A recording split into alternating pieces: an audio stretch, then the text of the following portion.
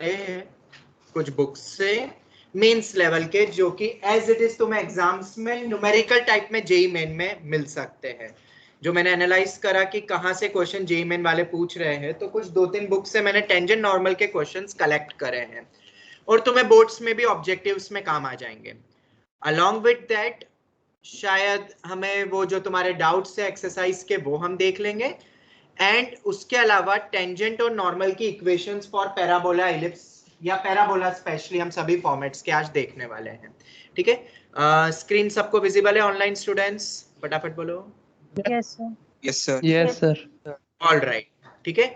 तो ये जो क्वेश्चंस है, ये जो मैंने लिए है वो विद सॉल्यूशन ही लिए ताकि फटाफट डिस्कशन हो जाएगा, क्योंकि क्वेश्चंस में कुछ इतना खास है नहीं, सिर्फ कैलकुलेशन है और उन कैलकुलेशन को हमें फटाफट करना है विद इन 5 मिनट्स, ऐसा है। ठीक है, सभी आप ध्यान से देखना इधर भी। क्वेश्चन नंबर 4 देखो सब। The value of 3a square if the curves x square by a square plus y square by 4 equal to 1 and y cube is equal to 16x intersect orthogonally।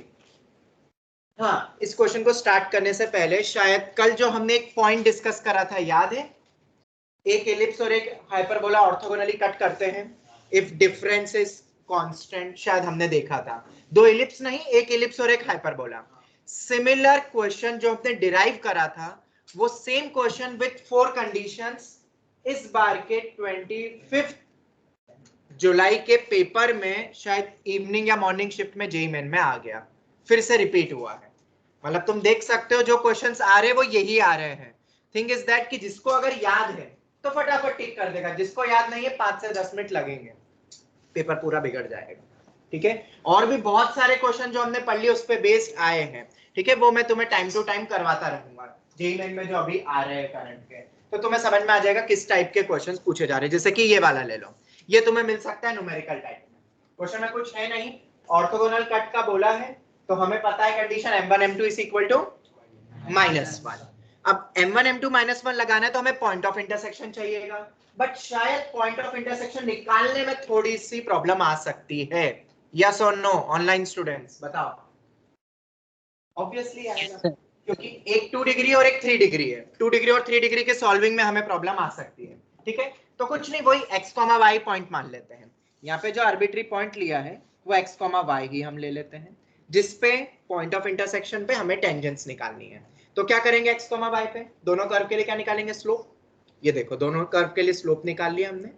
एक ये रहा फ्रॉम 1, वो तुम कर सकते हो शायद डेरिवेटिव तो, और इक्वेशन 2 कर्व का ये रहा दूसरा स्लोप। दोनों का प्रोडक्ट किसके बराबर होना चाहिए? -1 के बराबर। -1। ये हमें मिलेगा एक्सप्रेशन। इसके बाद हमें पता है that point always satisfies the given equation. मेरे पास 2 कंडीशन है मेरे ख्याल से। एक तो है y cube is equal to 16x को सेटिस्फाई ऑब्वियसली करेगा, पॉइंट ऑफ इंटरसेक्शन है वो तो यहाँ पे y क्यूब को 16x रख दिया। क्यों? ताकि एक वेरिएबल में आ जाए। अभी 2 वेरिएबल में हम घूम रहे थे, एक वेरिएबल में कन्वर्ट हो जाए। टफ नहीं है यहाँ पे कैलकुलेशन, तुम देखोगे। हमें ऐसा लगता है क्वेश्चन स्टार्ट करने से पहले कि शायद कैलकुलेशन टिपिकल होगी, क्योंकि 2 वेरिएबल चल रहे हैं, नहीं हम पैरामीट्रिक पॉइंट को लेते हुए चल रहे हैं। बट तुम देखोगे y cube as it is 16x की तरह मतलब सेटिस्फाई कर गया और रख दिया हमने। अगर यहाँ y होता है, y स्क्वायर होता तो शायद कैलकुलेशन थोड़ी सी गड़बड़ हो सकती थी, पर y cube as it is रख दिया। अब ऑब्वियसली x यहाँ पे नॉन जीरो हमने कंसीडर करा है, उसी कंडीशन पे हम बात कर रहे हैं, वो तुम्हें दे देंगे। पॉइंट ऑफ इंटरसेक्शन में x जीरो नहीं हो सकता है, और देख भी सकते हैं x जीरो हो सकता है क्या? अगर x को कर दूंगा 0 तो y भी 0 हो जाएगा। ठीक है, और अगर इधर x को 0 करूंगा तो क्या y 0 आ रहा है? नहीं आ रहा है, y +-2 आ रहा है। मतलब दोनों का पॉइंट ऑफ इंटरसेक्शन 0,0 नहीं है, तो वो कैंसिल आउट हो जाएगा। a डायरेक्ट निकल गया उसके बाद, क्योंकि x कैंसिल हो गया और वो आया a स्क्वायर 4/3 डायरेक्ट वैल्यू मुझे मिल गई, क्योंकि वो डायरेक्ट सब्स्टिट्यूट हो रहा है। ये क्वेश्चन इस टाइप के तुम्हें mains as well as board exam के ऑब्जेक्टिव्स में मिल जाएगा। किसी को कोई भी डाउट इन दिस क्वेश्चन? जवाब दो। अब ये क्वेश्चंस तो मैंने यहाँ पे as it is solution with question add up कर लिए, क्योंकि हमने टॉपिक पढ़ लिया है पूरा। तुम्हें क्या करना है, शायद लेक्चर नोट्स तुम अपलोड कर रहे हो, जितने भी ऑनलाइन स्टूडेंट्स हैं या ऑफलाइन वाले भी कर सकते हैं। ठीक है, मतलब आज के लेक्चर में तुम्हें ये सभी क्वेश्चंस को नोट डाउन करना है। फिर याद रखना, मैं समझा रहा हूं, तुम क्या करोगे? क्वेश्चंस लिखना, सॉल्यूशन खुद अपने लेवल पे अटेम्प्ट करना। बन गया, समझ लो मेंस का एक क्वेश्चन बन गया।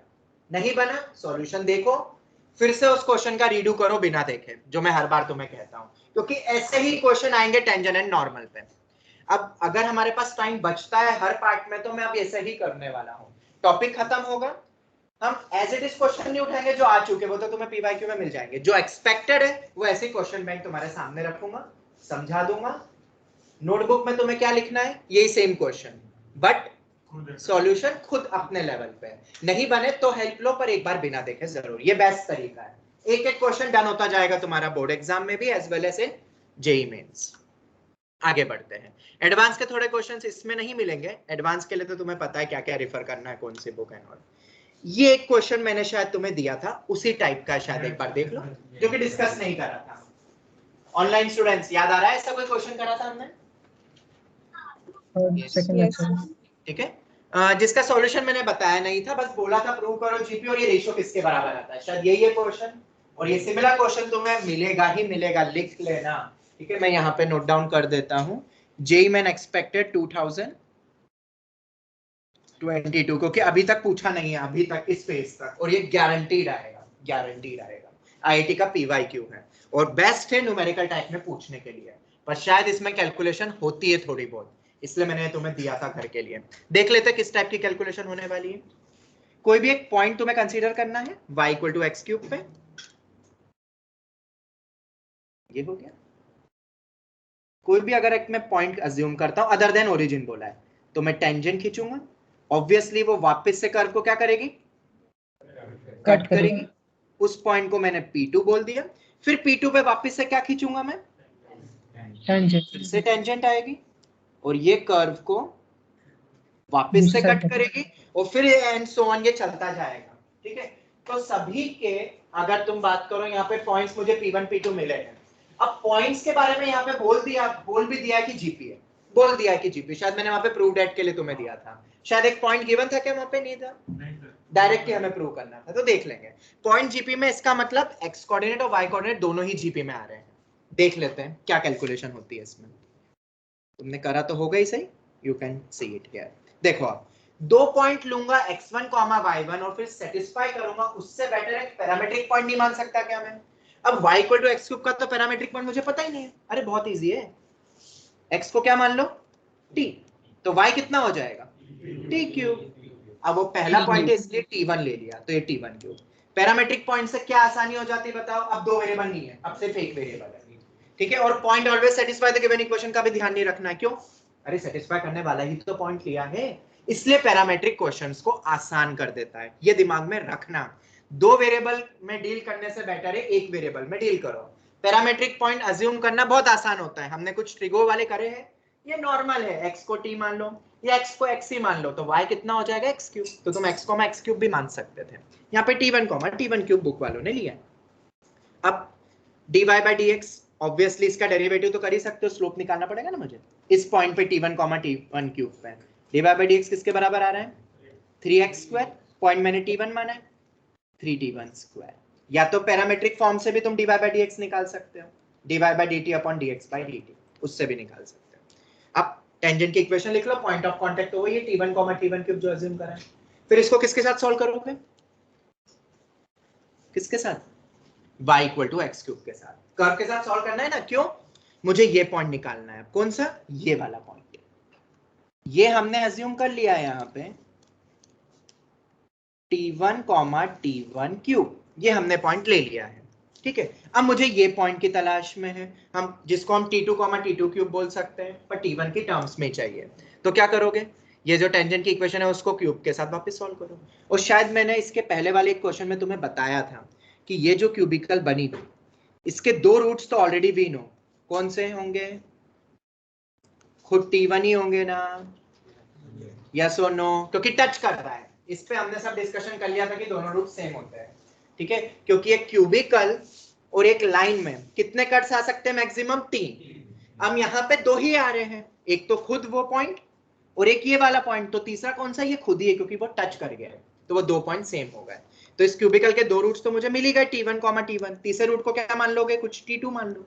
और t2 कैसे निकालोगे, पता है ना, प्रोडक्ट ऑफ द रूट से निकाल लेना, हमने करा हुआ है इस क्वेश्चन के पहले जो क्लास नोट्स में रिफर करा था। इन्होंने तो फैक्टर्स ही निकाल दिए, पर जो मैंने तरीका बताया था वो याद रखना, प्रोडक्ट ऑफ द रूट से T2 निकल जाएगा। और T2 कितना आ रहा है? -2T1, ये रहा T2 आ गया -2T1। ठीक है, सिमिलरली अब क्या करोगे, -2T1, अब वही T3 वाला सेम टेंजेंट खींचोगे एंड ऑल, तो तुम देखोगे नेक्स्ट पॉइंट कौन सा आएगा, 4T1। मतलब क्या कोई जीपी फॉर्म बन रहा है, T1, -2T1, +4T1, -8T1, +16T1, ये एक जीपी है। क्यों? कॉमन रेशियो देखते जाओ, second term upon first term, third term upon second term, तो मैं दिख रहा है कि ये जीपी है। और अगर ये जीपी है तो y कोऑर्डिनेट भी ऑब्वियसली जीपी में ही आएगा, क्योंकि y = x³ के फॉर्म्स में हो। ठीक है, चल, तो ये तो तुम्हें समझ में आ गया कि जीपी कैसे प्रूव, और यहाँ दिया भी है जीपी है। ठीक है, अब क्या करोगे, एरिया निकालना है। तो कैसे निकालोगे, P1 P2 P3 upon P2 P3 P4, यही पूछा है तुमसे। तो कोऑर्डिनेट्स क्या होंगे, एरिया का, हाँ एरिया का फॉर्मूला याद है ना सबको, हाफ ऑफ द डिटरमिनेंट। 12 में तो तुमने डिटरमिनेंट वाले ही देखा होगा, बस वो लगा दिया ऊपर और नीचे। ठीक है, अब सॉल्व कैसे करोगे, तो क्या ये मैंने सॉल्विंग बताई है? Yes. 1x x³ 1y y³ 1z z³, x minus y minus z z minus z, x into x plus y plus z आएगा, और x² और x³ होता है तो xy plus yz plus zx। ये हमने डायरेक्ट पढ़ा था, याद करा था, एनसीईआरटी का क्वेश्चन है ये, और हमने इसको डायरेक्ट रिजल्ट, पहला या दूसरा क्वेश्चन था शायद डिटरमिनेंट का हमारा ये। तो ऊपर और नीचे थोड़ा रीअरेंज करके, इन्होंने तो खैर क्या करा, इसको वैसे सब्स्टिट्यूट नहीं करा, इन्होंने तो डायरेक्ट वैल्यूज ही रख दी है, क्योंकि वो जीपी बना रहा है ना, तो जीपी बना रहा है तो अपन बाकी को ये बस वैल्यूज रख देना ना, T2 की वैल्यू हमें पता ही है, T2 T3 की वैल्यू सब्स्टिट्यूट करना, पूरा सिंप्लीफाई हो जाएगा। रेशियो पूछा है, और रेशियो किसके बराबर आ रहा है, कॉमन रेशियो यहाँ पे तुम देख सकते हो -2 के बराबर है, वैल्यू सब्स्टिट्यूट करोगे आंसर आ जाएगा। Is that clear? किसी को कोई भी डाउट? तुम तो बस इसको एक्सपांड करना डायरेक्ट, तुम्हें पता है दोनों की वैल्यू, फिर उसके बाद T2 किसके बराबर है, यू नो, T3 तो T1 तो T1 ही है, T2 मेरा किसके बराबर है, -2T1, और T3 किसके बराबर है, +4T1, ये रख देना, और डिवाइड करके T1 अपॉन T2 ऐसा या जो भी आएगा तुम देख लेना आंसर आ जाएगा। और वो कितना आता है, 1/16 आता है। ठीक है, मतलब एरिया बढ़ रहा है कि घट रहा है, घट रहा है, एरिया घट रहा है ना, P2 P3 P4 का कि बढ़ा है कि घटा है, बढ़ रहा है। हम दूर जा रहे हैं, तुम देख भी सकते हो ये पॉइंट्स, ठीक है, अलग अलग, ये P1 आ गया, ये P2 आ गया, ये P3 आ गया, तो ये मेरा एक ट्राइंगल बनेगा। फिर ऐसे ही P3 पे टेंजेंट खींचो, ये अब प्रोसेस चलेगी ऐसे ही दोनों की, 1/16 आता है। इनिशियल अपॉन में जो नेक्स्ट वाला है उसमें 1/16 का डिफरेंस है, ये याद रखना, इसको याद ही रखना, रिमेंबर। अब वो करेक्ट फॉर्मेट में याद रखना 1/16 है कि 16:1, अब वो देख लेना एक बार क्या रेशियो पूछा है। ठीक है, ये क्वेश्चन हो गया। फिर तो 251/2 ये तो कैलकुलेशन है, तो ये तुम्हें न्यूमेरिकल टाइप में गारंटीड मिलेगा। ठीक है, अब तुम देख सकते हो कैलकुलेशन थोड़ी ज्यादा है। ठीक है, अगर ये तुम करने बैठोगे 5 to 10 मिनट्स आराम से लग सकते हैं इसमें। तुमने भी जब किया होगा तो 5-10 मिनट्स लगाए होंगे, 2-3 मिनट में ये नहीं होगा, कैलकुलेशन है थोड़ी, और आईआईटी का सब्जेक्टिव क्वेश्चन था ये हो गया। क्या आगे बढ़े आप? ऑनलाइन स्टूडेंट सबको क्लियर हो गया? Yes, sir. Yes. ये हो गया। नेक्स्ट पॉइंट, अब तुम गो थ्रू कर लेना इस क्वेश्चन को, ठीक है, सॉल्यूशन ये फाइल में तुम्हें देने ही वाला हूँ आज के लेक्चर में। अब आते हैं 19 और 20th क्वेश्चन में, दोनों क्वेश्चन है, शायद 20th तुम्हारे मॉड्यूल का ही है, कुछ बच्चों ने डाउट में पूछा भी था कल, शायद पूछा था ना तुमने, तो 20 वाला इसमें सॉल्यूशन भी मिल जाएगा। शायद कपिल तुमने भी पूछा था ना 20th क्वेश्चन, कपिल ने पूछा था? Yes, sir. ठीक है, तो ये वाला तुम देख लेना। और 19 ये AIEEE का क्वेश्चन है, बहुत पुराना ना, you can expect this also in 2022। करना कुछ नहीं है, देखो कितने अननोन है, एक कोई कर्व है उसमें कितने अननोन दिख रहे हैं, 3, और 3 से रिलेटेड एक क्वेश्चन है। ठीक है, typical JEE main type problem, ऐसे ही क्वेश्चन आते हैं, ऐसे ही भी नहीं, ऐसे ही आते हैं पेपर में, मिनिमम एक क्वेश्चन इस टाइप का मिलेगा। ठीक है, करना क्या है अब इसमें, देखो इक्वेशन सॉल्विंग है, नथिंग एल्स। अब जिसकी कैलकुलेशन स्ट्रांग है, जो कैलकुलेशन एरर नहीं करता है, वो जेईई मेन में इस टाइप का क्वेश्चन कर ले। पढ़ लेते, कर्व दिया हुआ है, touches the x axis at point this. अब टचेस का मतलब क्या होगा, कोई भी एक कर्व है, क्यूबिकल, मतलब ऐसा कुछ मान ले ये टच करा, ये जैसे करा ना टच करने का मतलब ये है किस पॉइंट पे, -2,0 पे। तो एक चीज तो तय है, इसको मैं अगर fx बोलूं, ठीक है, तो मुझे बताओ क्या f of -2 0 होगा? ऑब्वियसली 0 होगा, y 0 है ना, ये तो यही दिया हुआ है। But along with that f' -2 भी तो 0 होगा ना। अगर मैं उस पॉइंट पे टेंजेंट खींच रहा हूं तो स्लोप 0 है ना, मैक्सिमम मिनिमा पॉइंट या जहां पे हॉरिजॉन्टल लाइन आती है और वो मेरी x एक्सिस ही है, मतलब स्लोप 0 उसी पॉइंट पे। तो f' -2 0, कितनी कंडीशन मिल गई? 2। अननोन कितने? 3। देखते हैं आगे कुछ और दिया है, बिल्कुल दिया है।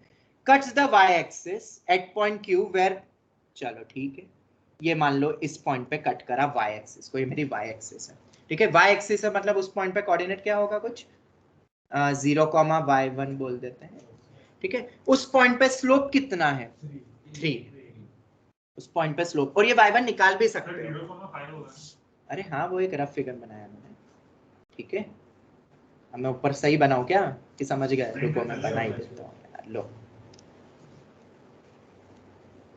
खुश? ये रहा पॉइंट। अब ये पॉइंट निकाल सकते हो बिल्कुल, ये y एक्सिस को कट कर रहा है, y एक्सिस को कट कर रहा है तो इसका x कोऑर्डिनेट 0 होगा, इधर x 0 रख दो, तो y कितना आ रहा है? 5। तो ये पॉइंट हो गया 0,5। ऑनलाइन स्टूडेंट समझ में आया ये पॉइंट कैसे निकाला? Yes sir. अब इस पॉइंट पे टेंजेंट का स्लोप दिया हुआ है, कितना? 3 दिया हुआ है। ग्रेडियंट मतलब स्लोप होता है, जिसको नहीं पता, ये वर्ड भी जेईई में यूज करती है। तो dy by dx, हाँ, dy by dx at x equal to 0 किसके बराबर होना चाहिए? 3 के बराबर होना चाहिए। 3 equation 3 variable, now you can see here. dy by dx निकाल लिया, -2,0 सेटिस्फाई करेगा उसको, और -2,0 पे और ये 0,5 इस वाले पॉइंट पे स्लोप भी 0 होगा, -2,0 पे भी स्लोप 0 है, इस पे 0 नहीं, इस पे 3 है, गिवन है ना। ये हो गया, और ये पॉइंट किस पे लाई कर रहा है? कर्व पे भी लाई कर रहा है, तो ये रख दिया। किसी को कोई भी डाउट? हमने यही तो पॉइंट्स लिए थे, ये 3 इक्वेशन को सॉल्विंग। अब कौन कितना जल्दी करता है इक्वेशन सॉल्विंग, ये तुम देखना। मैं फिर कह रहा हूं, कल तुम्हें वक्त मिलता है तो ये करना जरूर, ठीक है। अब एक बार तुमने इसकी कैलकुलेशन खुद अपने लेवल पे कर ली तो तुम्हें पता चल जाएगा कि एग्जाम में किस टाइप की कैलकुलेशन अटकती है। निशिल, यही गड़बड़ होती है, हम पहले से तैयार नहीं रहते तो इन कैलकुलेशन के लिए हमें लगता है हो जाएगा 3 इक्वेशन 3 वेरिएबल, पर क्या होता है पेपर में? सॉल्व ही नहीं हो रही है इक्वेशन, और होती है तो उलझ जाते हैं, और उससे क्या होता है? पूरा दिमाग खराब हो जाता है, और उससे क्या होता है? आगे आने वाले 10 क्वेश्चन पूरे, ठीक है। तो उसके बाद ये तो छोटी सी कैलकुलेशन है, इंटीजर टाइप क्वेश्चन बनाया है। Is that clear to all? Question number 19, ठीक है। Typical JEE main and good CET में भी आ चुका है, 19 आ चुका है, पूछ चुका है, बस वैल्यू अलग थी। एंड बोर्ड्स में भी आ सकता है क्योंकि कुछ खास है नहीं। 3 कंडीशंस कौन सी थी? वो मेन था। क्वेश्चन नंबर 20 देखो। अब एक कोई भी कर्व गिवन है और P1 and P2 with the length of the perpendicular. Okay, चलो इसका कर्व कैसा बनेगा, कोई सोच सकता है? देखो, हमने शायद पढ़ा था कि पावर अगर 1 से छोटी होती है तो क्या कुछ ऐसा बनता है, और ये तो अब चारों क्वाड्रेंट में आएगा कि नहीं? वो बिल्कुल सेम, तुम देख सकते हो, +x को -x पे रखोगे तो स्क्वायर है, सेम आ जाएगा, और +y -y पे भी सेम आ रहा है, चारों में सेम बनेगा। पावर जब 1 होती है तो स्ट्रेट लाइन आती है, 1 से बड़ी होती है तो ऐसा सर्कल टाइप का बनता है, x² + y², छोटी है तो ऐसा जाएगा, एस्ट्रॉइड जिसको शायद हम बोलते हैं, ठीक है। बाकी तो हम एरिया चैप्टर में इसका एरिया बाउंडेड भी पढ़ने वाले हैं आगे जाके। ये हो गया, ठीक है। अब ये तो चारों क्वाड्रेंट में अवेलेबल है। तुम्हें क्या बोला है? P1 and P2 with the lengths of the perpendicular from the origin on the tangent and normal। चलो तो इसको थोड़ा सा बड़ा बनाते फिगर तो ही क्लियर होगा। एक बार फिगर फिल हो गया तो हो जाएगा। किसी भी पॉइंट पे मैंने टेंजेंट खींचा तो उससे परपेंडिकुलर नॉर्मल ये हो जाएगी, ये 90 डिग्री, ठीक है। ये टेंजेंट हो गया, ये टेंजेंट हो गया, और ये नॉर्मल। अब क्या बोला है? ओरिजिन से क्या करना है हमें? ड्रॉप परपेंडिकुलर है दोनों पे, इस पे भी तो इस पे भी। एक P1 है तो एक P2 है, और तुम्हें बोला है कि इसकी वैल्यू कितनी होगी। ऑब्वियसली कुछ कांस्टेंट आ रही होगी, या कांस्टेंट क्या है? यहाँ पे तो C दिया हुआ भी है ना, 6 टाइप का रहेगा। हाँ, पर इतना कुछ करना नहीं है। सबसे पहले तो हमें टेंजेंट नॉर्मल की इक्वेशन निकालनी। किस पॉइंट पे? ये वाला पॉइंट। क्या वो पॉइंट गिवन है? नहीं। It can be any point on this curve, any point. कुछ फिक्स वैल्यू आ रही होगी, तभी तो क्वेश्चन है न्यूमेरिकल टाइप का। अब वो क्या माने हम वो वैल्यू को, वो पॉइंट को? देखो दो तरीके हैं। पहला, कोई भी पॉइंट अज्यूम कर लो जो इस कर्व को सेटिस्फाई कर रहा है। हाँ, मतलब लेकिन डिफरेंशिएबल भी मानना पड़ेगा। हाँ, मतलब उस पॉइंट पे फंक्शन डिफरेंशिएट भी हो जाए, वो भी देख लेना। मतलब इस इंटरवल के बीच में 0 से ये पॉइंट कौन सा है मेरा? 6 है। तो 0 से 6 में कोई भी पॉइंट अज्यूम कर लो, उस पर टेंजेंट नॉर्मल निकाल लो और डिस्टेंस निकाल लो, आंसर आ जाएगा। ये तो ऑब्जेक्टिव अप्रोच हो गई। अब ट्रेडिशनल सब्जेक्टिव अप्रोच क्या होगी? एकदम लॉजिकली जाना हो तो x1 y1 पॉइंट मत मानना, उलझ जाओगे कैलकुलेशन में। क्या हमने पढ़ा था कि इस टाइप में हम एक ट्रिगो सब्स्टिट्यूशन करते हैं, पैरामेट्रिक पॉइंट? हमने करा है क्लास में ये क्वेश्चन। क्या मानेंगे?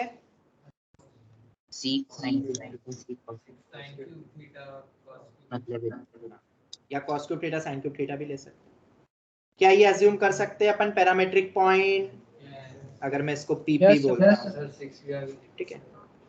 हाँ, अब यहाँ पे 6 भी है तो यहाँ पे 6 भी आएगा और यहाँ पे भी 6 आएगा। वो 2/3 है पावर, तो उसको एज इट इज रखना, 6 क्यूब मतलब 6 sin cube theta and 6 cos cube theta पे तुम्हें ये एक पॉइंट अज्यूम करना है, इसी पे टेंजेंट निकालना है, इसी पे नॉर्मल निकालना है, और फिर ओरिजिन से परपेंडिकुलर डिस्टेंस पता है ना, ax1 + by1 वाला फॉर्मूला हमने कल भी देखा था, पॉइंट का लाइन से परपेंडिकुलर डिस्टेंस। अब तुम कैलकुलेशन देख सकते हो, इन्होंने भी बिल्कुल सही वही माना है, ठीक है। पैरामेट्रिक फॉर्म में तुम्हें शायद निकालना आता है कैसे dy/dx निकालते हैं, ठीक है। dy/d theta upon dx/d theta, और पॉइंट ऑफ कांटेक्ट कौन सा पॉइंट माना है? वही पॉइंट माना है। ये लिखो, ये नॉर्मल और उसकी इक्वेशन आ गई, टेंजेंट और नॉर्मल, ठीक है। फिर क्या करोगे? ये इक्वेशन तो आ गई, इसको रीअरेंज कर लिया कॉट को cos बाय साइन लिख के, तो ये आ गया। ऐसा क्यों लिखा, उसका एक रीजन है, देखो मैं बताता हूँ। इधर भी थोड़ा बहुत सिंप्लीफाई करा इसको, tan को sin cos लिख के, ये बड़ा सा एक्सप्रेशन बन गया, प्लस दिस जो कि कॉमन निकल रहा है। इन दोनों में से क्या कॉमन निकल रहा है? 6 sin थीटा cos थीटा। हमने करी थी ये कैलकुलेशन भी उस वाले क्वेश्चन में भी, sin square theta plus cos square theta 1 हो जाएगा। और sin cos में बदलने का बेनिफिट ये रहा कि देखो जो इक्वेशन बन रही है ना, उससे परपेंडिकुलर डिस्टेंस निकालना बहुत आसान है, क्योंकि तुम्हें पता है √a² + b² आता है। तुमने मैथमेटिकल पूछा था ना, तो मैं ये बोल रहा था, देखो a² + b² 1 हो रहा है, तो cos square theta plus sin square theta 1, इधर भी वही आ जाएगा।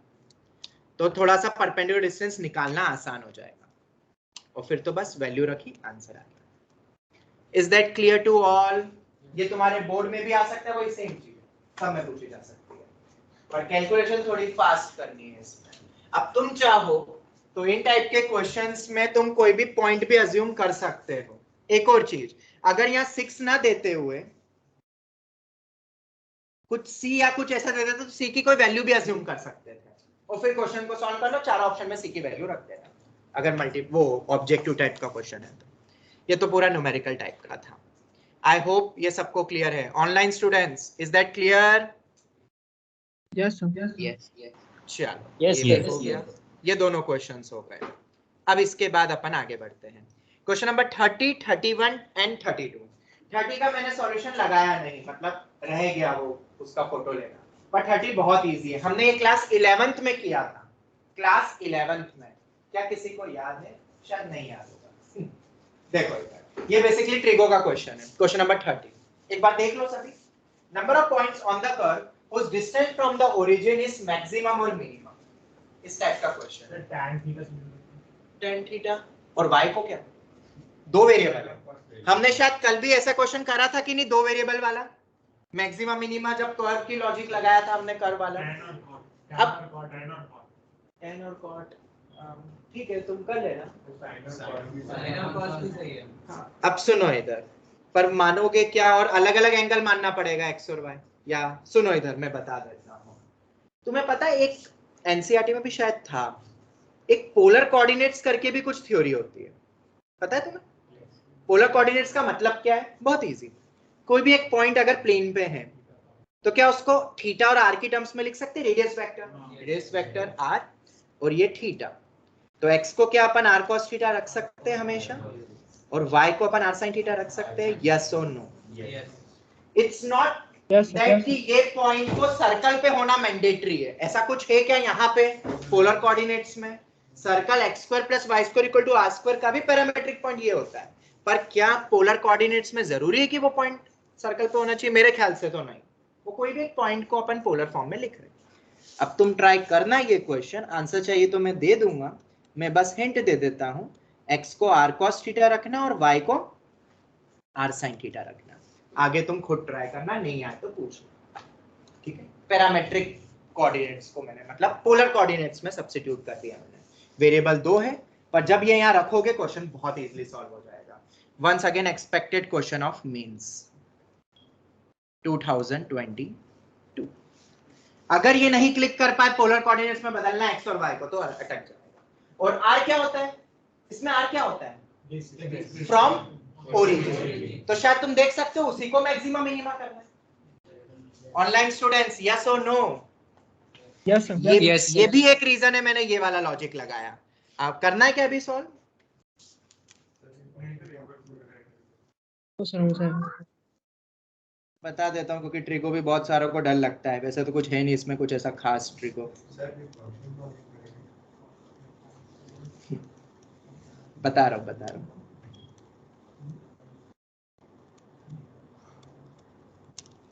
यही आएगा, एक बार चेक कर लो। ये r square cos square theta ये कॉमन निकल रहा है, 5r स्क्वायर तो वो 1 हो जाएगा, minus 8r square sine theta cos theta is equal to 4। Check कर लो यही आ रहा है क्या? बोलो जल्दी। और अगर यही आ रहा है तो आर स्क्वायर मेरा आ रहा है 4/5 माइनस 4 साइन 2 थीटा। यस और नो बताओ? यही आएगा। Yes, sir. Yes, sir. ठीक है, अंडर रूट लेंगे, प्लस माइनस लगाने की जरूरत नहीं क्योंकि r तो हमारा डिस्टेंस है। ठीक है, अब तुम खुद सोच लोगे ये मिनिमम मैक्सिमम कब होगा? वो 2 थीटा वाला पार्ट देखो आप, जब ये sin 2 थीटा मिनिमम होगा तो डिनोमिनेटर मैक्सिमम होगा, तो ओवरऑल वैल्यू भी मिनिमम हो जाएगी। समझ आ रहा है कि नहीं सबको? और अगर sin 2 थीटा मैक्सिमम होगा तो न्यूमरेटर छोटा होगा, सॉरी डिनोमिनेटर छोटा हो जाएगा तो न्यूमरेटर बढ़ जाएगा। अब तुम आगे सोच लेना, आंसर मैं तुम्हें दे दूंगा। ठीक है, पॉइंट्स निकालने तुम्हें, नंबर ऑफ पॉइंट्स। हाँ देख लेना वो जो भी है। कोई डाउट यहाँ तक? बोलो जल्दी। No sir. No, sir. 2 points आ रहे 2,2। अब r निकल जाएगा तो x और y के अंदर रख देना, वो थीटा तुम सोच ही लोगे, यहाँ से थीटा पॉइंट निकल जाएंगे। मैं आंसर दे देता हूँ 2,2 प्लस माइनस 2√3 ये आएगा। अब वो तुम देख लो। ठीक है, और भी तरीके हो सकते हैं पर मेरे ख्याल से trigo substitution was the best है। ठीक है, और ये कितना होता है मैक्सिमम मिनिमम पता है ना? ये तो सबको पता है। चलो आगे बढ़ते हैं 31 क्वेश्चन पे। क्या ये सिमिलर क्वेश्चन आ गया जैसे अभी थोड़ी देर पहले करा था? सेम ही, intersect the y axis at point Q where the gradient is 3, तो ये तुम्हें पता ही है। ठीक है, आगे बढ़ते 32 पे। हाँ ये वाला देखो, ये आया वो डेरिवेटिव ऐसा रेट मेजर के ऊपर, एक बार पढ़ लो। ठीक था क्वेश्चन, शायद ये आरडी में भी है। Yes, sir, बहुत सारे क्वेश्चंस है ऐसे, बट फिर भी ये मैंने ऐड ऑन कर लिया क्योंकि मेंस एक्सपेक्टेड है और boards expected. A man 1.6 metre high 1.6 meter high walks at the rate of 30 meter per minute away from a lamp।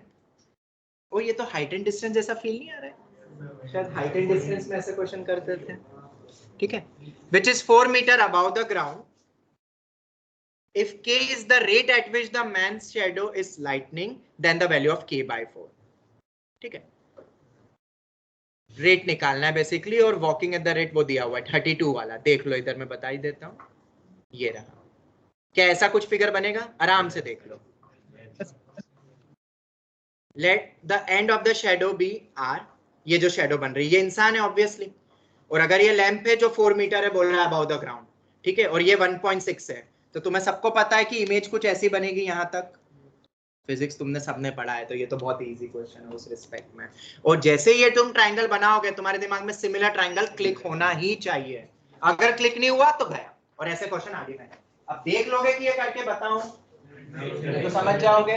और x और l दो है मेरे पास, वो पता ही है तुम्हें, सिमिलर ट्रायंगल में अगर ये थीटा सेम है तो this is to this is to ये कंप्लीट x प्लस l, दोनों ट्रायंगल सिमिलर है, सिमिलर ट्रायंगल की प्रॉपर्टी लगाई है। और डिफरेंशिएट कर दो, क्योंकि x बढ़ेगा तो l भी होगा चेंज ऑब्वियसली। अब जितना दूर जाऊंगा मैं, देखो ये डायरेक्टली प्रोपोर्शनल हो रहा है, जितना जितना dx by dt बढ़ेगा dl by dt भी उसके प्रोपोर्शनली फिर अब बढ़ता जाएगा, और वो 2:3 है, देख लेना। ये हो गया। Any doubt? ये सब मेंस के ही क्वेश्चन है एक्सपेक्टेड, और मेरे ख्याल से बहुत टफ नहीं है, बस calculation is the key factor here. 33rd देखो, बहुत टफ नहीं है, फिर से आरडी टाइप का ही क्वेश्चन है, एनसीईआरटी टाइप का। इफ द कर्व, दो अननोन है कर्व में, passes through the point, चलो एक अननोन तो ऐसे ही कम हो गया, रख देना, सेटिस्फाई करेगा। And has its tangent parallel to x axis. Parallel to x axis का मतलब क्या होता है? स्लोप 0। अब dy by dx तुम्हें दे दिया है, मतलब किस पे? x इक्वल टू 3/2, और x इक्वल टू 3/2 पे तुम y भी निकाल सकते हो अगर निकालना हो तो, बट वो कोई जरूरत है होगी नहीं, और a और b निकल जाएगा। Any doubt online students? बोलो क्या नाम है? हाँ अच्छा, हाँ इतना सज्जन होके तो शायद मेडिकल वाले ही बोल सकते मैं समझ गया था, या फाउंडेशन। चलो नेक्स्ट क्वेश्चंस पे आते हैं। अब कुछ और क्वेश्चंस भी है। अब जैसे ये वाला देखो 10th पर, अच्छा क्वेश्चन, ठीक है, एक बार सभी देख लो, एक बार रीड कर लो। If the distance between the point on the curve where tangent to the curve passes through this is k, then the value of g f of k। कैसे करेंगे?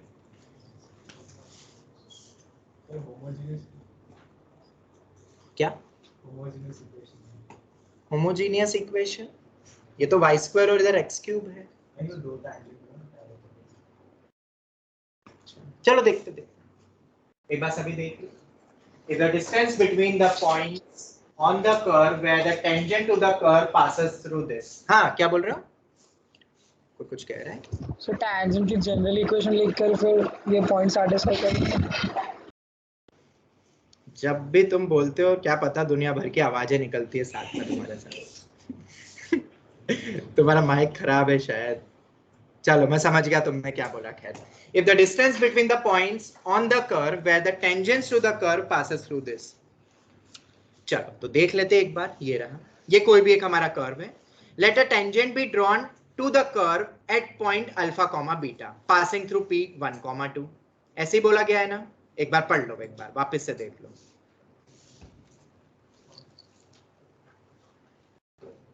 फिगर बना सकते हैं ग्राफली, ये कोई भी एक फिगर है, ठीक है। Distance between the points on the curve, क्या बोल रहा है? कोई कुछ कह रहा है? ये तो क्लास में, मतलब वो लास्ट वाला पार्ट नहीं, बट वो ग्राफ और वो सब क्लास में। हाँ ठीक है। पासेस थ्रू, ये कोई भी एक टेंजेंट है, बिल्कुल। ये एक पॉइंट मान लेते हैं अल्फा कॉमा बीटा, ऑलराइट। ऐसे एक से ज्यादा पॉइंट्स होंगे, वो आगे तुम्हें पता चल जाएगा, ठीक है। वो कितने होंगे पॉइंट्स, वो भी सब पता चल जाएगा। ये 1,2 से पास हो रहा है। हमने शायद ऐसे ही क्वेश्चन करा था क्लास में, जब एक्सटर्नल पॉइंट से टेंजेंट खींचते हैं हम तो कैसे निकालते हैं, किसी भी 2 डिग्री 3 डिग्री एनी कर्व के लिए। और ये क्वेश्चन तुम देख सकते हो, जो एनसीईआरटी का क्वेश्चन है बेसिकली, उसको न्यूमेरिकल टाइप बना दिया है यहाँ पे। देख लेते हैं। ये p 1,2 है मेरा point, passes through the point. ये अपन ने डेरिवेटिव करा dy by dx। Slope of the line pq। अब slope of the line pq किसके बराबर होगा? ऑब्वियसली, हाँ देखो अब इन्होंने कैसे करा है यहाँ पे सॉल्यूशन, ये जरा देखते हैं। इस पॉइंट अल्फा कॉमा बीटा के रिस्पेक्ट में हमने क्या निकाला? Slope of tangent. क्या वही स्लोप इन दोनों पॉइंट्स के बीच का भी होगा? या क्या कर सकते हो, हमने कैसे करा था क्लास में? टेंजेंट की इक्वेशन निकाली थी और फिर टेंजेंट की इक्वेशन में 1,2 रख दिया था। दोनों बात एक ही है, दोनों से सेम ही रिलेशन आएगा। It's not a big deal, क्योंकि स्लोप को कंपेयर करके ही तो वो पॉइंट स्लोप फॉर्म बनता है बेसिकली। ये अपने पास फॉर्मेट आ जाएगा, ठीक है, अल्फा कॉमा बीटा वाले पॉइंट पे। ये at point alpha comma beta, और वो 2 पॉइंट फॉर्म तुम लगा ही सकते हो, एक 1,2 है और एक अल्फा कॉमा बीटा। स्लोप लगा दिया और ये वाला स्लोप, दोनों को इक्वेट कर दिया। अब वो पॉइंट कर्व को भी सेटिस्फाई करता है, ये रख दिया। फिर बस कैलकुलेशन है, बीटा को एलिमिनेट करा है, अल्फा की 2 वैल्यूज आ रही है, उसके करस्पॉन्डिंगली बीटा भी आ जाएगा। अब तुम देख सकते हो ये पॉसिबल नहीं हो पा रहा है, तो ये कुछ वैल्यू आएगी। सिमिलर क्वेश्चन है कि नहीं जरा मुझे बताओ। मैंने शायद तुम्हें आंसर इसका दे दिया क्या, प्रीवियस वाले का? रुको एक सेकंड रुक जाओ, उसका भी करेक्ट आंसर में क्वेश्चन ढूंढ लेने दो मुझे। ये सबको समझ आया कि नहीं पहले तो ये बताओ। हाँ सही आ गया। ठीक है, पिछले वाले का आंसर मैं बता देता हूँ करेक्ट क्या है, अगर मुझे मिल जाता है तो। हाँ 3 पॉइंट्स तो मेरे पास है, मैं एग्जैक्ट आंसर तुम्हें दे दूंगा। ये वाले जो क्वेश्चन है ये रहा, ये आंसर नहीं है, 3 से ज्यादा भी हो सकते, 3 मेरे पास अभी लिखे हुए हैं। -√2 कॉमा -√2 -√2/3 कॉमा -√2/3 -√2/3 कॉमा √2/3 और एक और आएगा कि नहीं वो देख लोगे। अच्छा ऐसा क्यों हो रहा है, शायद यहाँ पे किसी ने बोला था कि 2 आने चाहिए पॉइंट्स मैक्सिमा मिनिमा के लिए, 3 या 3 से ज्यादा भी हो सकते हैं, वो प्रिंटेड नहीं है मेरे पास, तो ये ज्यादा कैसे आ रहे हैं? बिल्कुल देखो इधर sin 2 थीटा की जब तुम मैक्सिमम वैल्यू ले रहे हो, ध्यान से देख लेना, ये मैक्स कितना होता है 1 होता है, तो sin 2 थीटा 1 कब होगा, जब 2 थीटा मेरा π/2 होगा, तो थीटा मेरा इससे कितना आ रहा है π/4, या और कोई पता है वैल्यू? नहीं 1 चाहिए मुझे।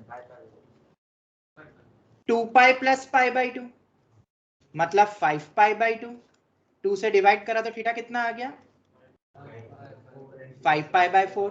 तो क्या ये दोनों पॉइंट्स अलग अलग आएंगे कि नहीं, पहले तो मुझे ये बताओ। बिल्कुल अलग अलग, हाँ सर। थीटा अलग आ रहा है तो उससे पॉइंट्स भी अलग निकलेंगे। तो सिमिलरली जब तुम sin 2 थीटा को -1 लोगे तो उसके करस्पॉन्डिंगली भी 2 आएंगे। सर इससे आगे और क्यों नहीं बढ़े, ये तो आगे भी पॉसिबल, पर वैल्यूज रिपीट होगी, फिर देखना है क्या, देख लेते हैं। 4π + π/2 कितना हो जाएगा, इस पे भी वैल्यू सेम ही आएगी भाई, 9π/2, और 9π/2 मतलब कितना हो जाएगा, डिवाइड बाय 2 थीटा है ना ये मेरा, तो थीटा आ जाएगा 9π/4। मेरे ख्याल से 9π/4 किसके बराबर होता है, 2π + π/4 के बराबर होता है, मतलब वही π/4 ही वैल्यू आ जाएगी, 2π + थीटा पे सेम ही होता है साइन और कॉस। तो इससे 2 वैल्यू निकलेगी, माइनस से भी 2 वैल्यू मिलेगी, 4 आएगा, एक और आएगा यहाँ पे ऑप्शन, तुम देख लेना वो प्रिंटेड नहीं है, तो ऐसे 4 निकले। ठीक है, के हिसाब से भी देख सकते हैं ना कि नॉर्मल 2π रहेगा और उसको डिवाइड कर देंगे पाई के बाद वैल्यू रिपीट। हाँ वो भी देख सकते हैं। ठीक है, 4 वैल्यूज टोटल आएगी मेरे पास। ठीक है, क्योंकि यहाँ साइन कॉस है और वहां पे sin 2 थीटा है, ये 2 वैल्यूज दे देगा यहाँ पे अपन को 0 से 2π में, क्योंकि इसका पीरियोडिक फंक्शन पाई होता है, तो 0 पाई पे पाई से 2π में 2 वैल्यूज आ जाएगी, वो फिर यहाँ पे थीटा मुझे मिल जाएगा, देख लेना 4 वैल्यूज है उसका आंसर। ठीक है, और इसका आंसर ये है। चलो ये हो गया, उसके बाद एक और क्वेश्चन है, जरा यहाँ पे ये भी देखो, next one, if the tangent at any point of this, point भी दे दिया है इस टाइप से, it's a normal to this curve. क्या ऐसा हमने कोई क्वेश्चन करा था कि एक का टेंजेंट है दूसरे का नॉर्मल, शायद हमने करा था ऐसा ही क्वेश्चन, मिलता जुलता। क्या करोगे अब यहाँ पे जरा मुझे बताओ, इस पॉइंट पे टेंजेंट निकालोगे, जो कि क्या है उसका dy/dx निकाल लेना बस, स्लोप। इस पॉइंट पे इस कर्व के रिस्पेक्ट में क्या निकालोगे, स्लोप। अगर मैं उसको m1 बोलता हूं तो वही m1 क्या है, इस कर्व का जो नॉर्मल होगा उसका भी स्लोप m1 है, तो टेंजेंट का स्लोप कितना हो जाएगा, -1/m1 हो जाएगा, is the normal to the curve, इस टाइप से। ठीक है, और कर्व भी सेम ही है, कर्व शायद अलग नहीं है, शायद सेम ही कर दिया है ना, x³ - y² = 0 ही दिया हुआ है। ठीक है, देख लेते हैं इधर 11th वन, उस पॉइंट पे स्लोप निकाला, स्लोप से इक्वेशन ऑफ टेंजेंट भी इन्होंने निकाल दी है, ये हो गया है।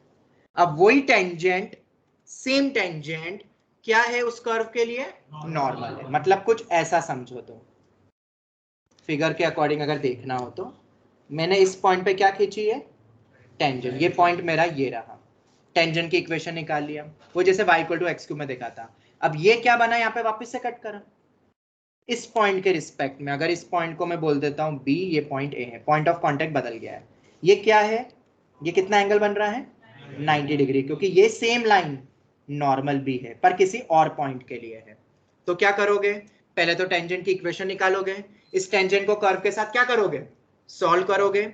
ऑब्वियसली दो रूट्स तो क्या आएंगे, सेम आएंगे, 4m² अगर x में बनाते हो तो, और एक रूट दूसरा तुम निकाल सकते हो, वो हमने थोड़ी देर पहले ही देखा था प्रोडक्ट ऑफ द रूट से या सॉल्व करके। m² आ गया, m² आ गया तो ये पॉइंट कितना हो जाएगा, m² कॉमा वो सब्स्टिट्यूट करके देख लेना -m³, और इस पॉइंट पे फिर तुम tangent slope of tangent at p निकाला। हाँ, इस पॉइंट पे क्या तुम टेंजेंट का स्लोप निकाल सकते हो, बिल्कुल। और ये वाले नॉर्मल तो तुम्हें पता ही था, तो m1 m2 क्या हो जाएगा, m1 m2 इक्वल टू -1। उस पॉइंट पे टेंजेंट का स्लोप निकाला, और slope of normal at b already हमें पता था 2/3m, ये रहा जो ऊपर से निकाला था, और उन दोनों का वो कोइंसाइड मतलब सेम ही है ना, एक की टेंजेंट दूसरे की नॉर्मल है, तो वैल्यू निकल जाएगी। किसी को कोई डाउट है तो पूछ लो, कोई भी, कैसे यहाँ पे सॉल्विंग करनी है हमें। Is that clear?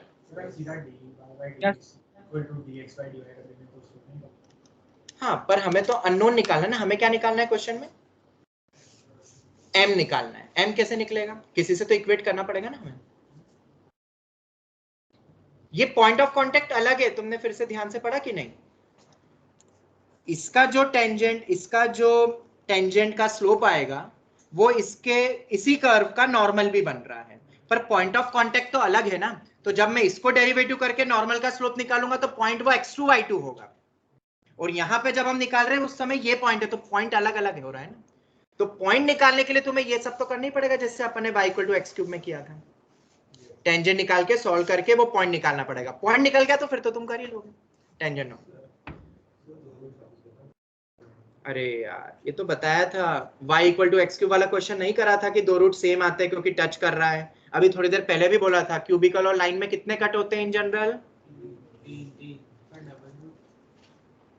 In general कितने कट हो सकते हैं, 3, पर अगर टच कर दे तो दो रूट्स क्या हो जाते हैं, सेम हो जाते, तो तीसरा अलग है। तो ये निकालना था मुझे। लेक्चर नंबर कौन सा था वो, किसी को याद है, 4 था कि 3rd था, पता नहीं, 2nd, हाँ ये वाला था। हीत, कुछ याद आ रहा है, ऐसा क्वेश्चन किया था, और ये रूट्स निकाले भी थे, तो तीसरा रूट सम या प्रोडक्ट ऑफ द रूट से निकाला था फिर, और दो रूट सेम ही आ रहे थे 2, और तीसरा था -4। ये इस वाले क्वेश्चन को वापस से गो थ्रू करना तो तुम्हें समझ आ जाएगा, ठीक है। हाँ, ऑनलाइन में किसी को कोई डाउट,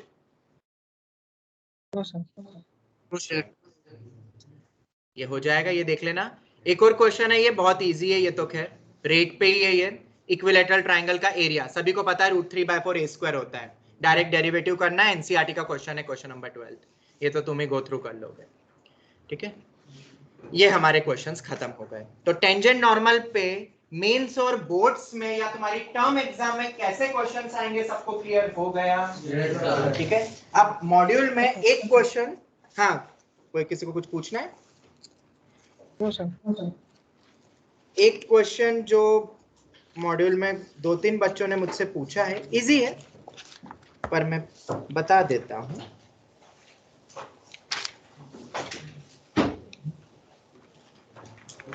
ये वाला क्वेश्चन तो हो गया, एक क्वेश्चन नंबर 19 था ना,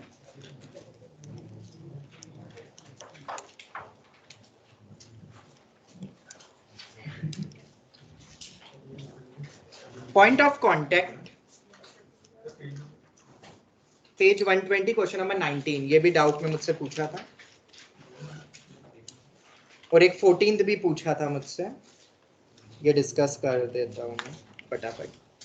पॉइंट ऑफ कांटेक्ट 20 तो हो गया डिस्कस इसी में। Point of contact of the tangents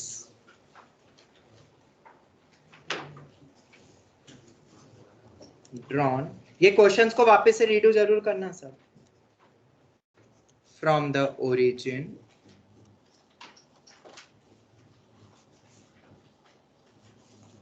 point of contact of the tangents drawn from the origin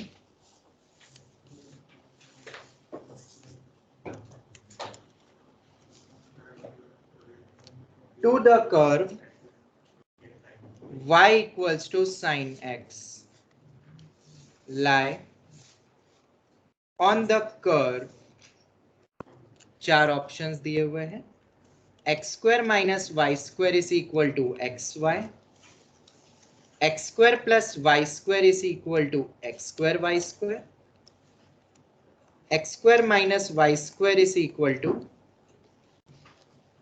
x square y square, और चौथा है none of this। ये क्वेश्चन एक हमारे मॉड्यूल एक्सरसाइज का था 6.2 का, जो डाउट में आया मेरे पास। ठीक है, अब कैसे होगा ये क्वेश्चन जरा देखते हैं। इजी है, टफ नहीं है। पॉइंट ऑफ कॉन्टेक्ट, पहले तो क्वेश्चन को समझते हैं। Point of contact of the tangents drawn from the origin. अब ये तो साइन एक्स है, तो इसका तो हमें फिगर ऑलरेडी पता है, ग्राफ ऐसे पीछे भी जाएगा। अब इस पॉइंट पे, ओरिजिन पे अगर मैं बात करूंगा, तो तुम्हें बोला है drawn from the origin to the curve, मतलब इस पॉइंट से कर्व पे हमें क्या खींचनी है, टेंजेंट्स खींचनी है। तो क्या बहुत सारी टेंजेंट्स खींच सकता हूं मैं? बिल्कुल, बहुत सारी खींच सकता हूं। ये देखो, ये देखो, ये देखो, इधर पीछे भी जाएगा। क्या बहुत सारी टेंजेंट्स पॉसिबल है कि नहीं? क्योंकि ये पीरियोडिक फंक्शन है, बार बार कट आता जाएगा। ठीक है, बहुत सारी टेंजेंट्स है, इसीलिए तो बोला है कि वो सभी पॉइंट ऑफ कांटेक्ट जो आ रहे हैं वो किस कर्व पे लाई कर रहे हैं। क्वेश्चन फील हुआ कि नहीं? क्योंकि बहुत बच्चों को लगता है कि ये वेरिएबल कैसे हो सकते हैं, बहुत सारे पॉइंट्स कैसे हो सकते हैं। तो फिगर में तुम यहां देख सकते हो। अब करना कैसे है?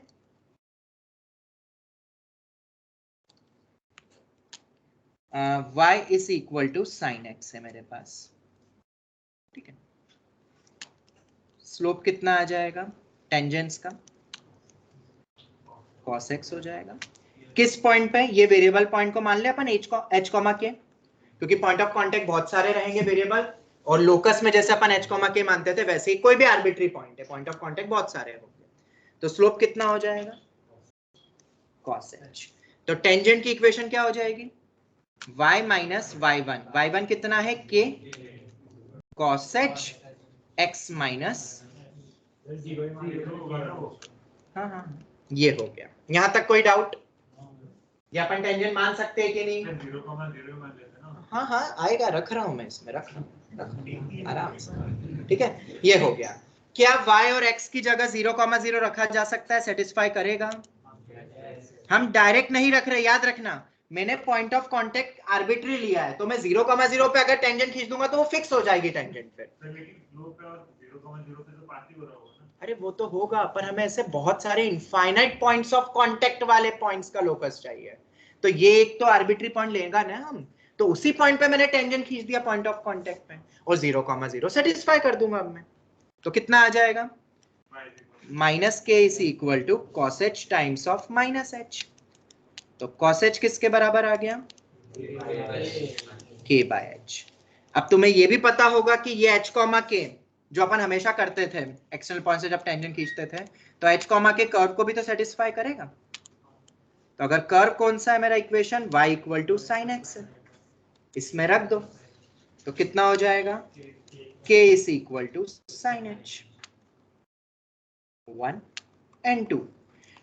ऑब्वियसली मुझे h और k में एक रिलेशन चाहिए, cos साइन ऑब्वियसली नहीं है ऑप्शंस में भी। तो क्या हम स्क्वायर एंड ऐड कर सकते हैं? और जैसे ही स्क्वायर एंड ऐड करेंगे क्वेश्चन इज ओवर।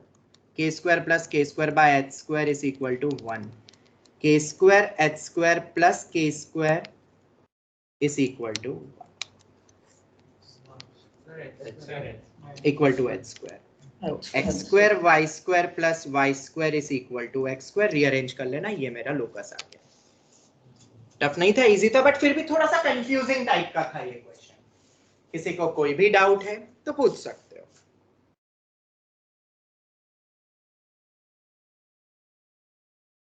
बोलो, समझ आ गया सबको? 19th ठीक है। Yes sir. यस। एक और जो क्वेश्चन मेरे पास डाउट में आया वो आया इसी एक्सरसाइज का क्वेश्चन नंबर 14।